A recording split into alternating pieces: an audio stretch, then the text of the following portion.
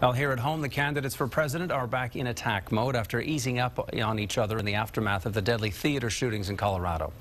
Mitt Romney continued his line of attack on the president's views toward the business community. The president says his comments used in an ad are being taken out of context. If you have a business and you started it, you did build it. And you deserve credit for that. It was not built for you by government. Knowingly twisting my words around to suggest that I don't value small businesses. What helps them succeed is a strong and growing middle class who can buy the products that they're selling. Every business needs customers.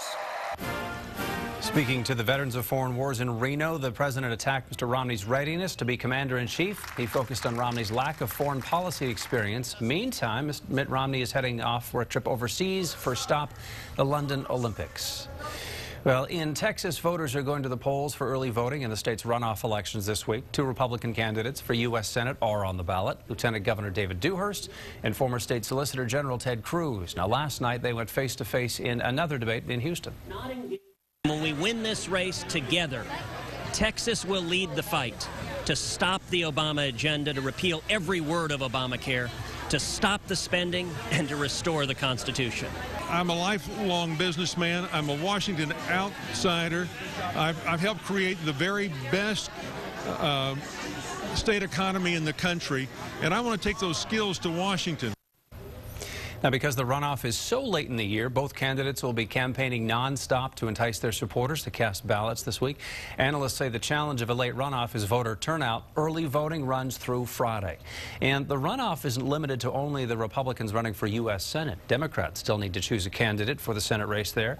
Paul Sadler is a former Texas House member. He's facing retired schoolteacher Grady Yarborough in the runoff. And Republicans will choose two candidates for the Texas Railroad Commission. That's the agency that regulates oil and gas exploration here in Texas. State Representative Warren Chisholm faces attorney Christy Craddick in one runoff.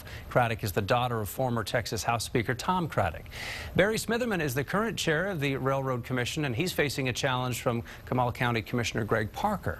And incumbent Supreme Court Justice David Medina is trying to keep his seat. Dripping Springs lawyer John Devine is challenging him in the runoff. Now, for a list of the key races, to find out where you can vote this week, just head to KXAN.com. Got it all for you online in our On Politics section.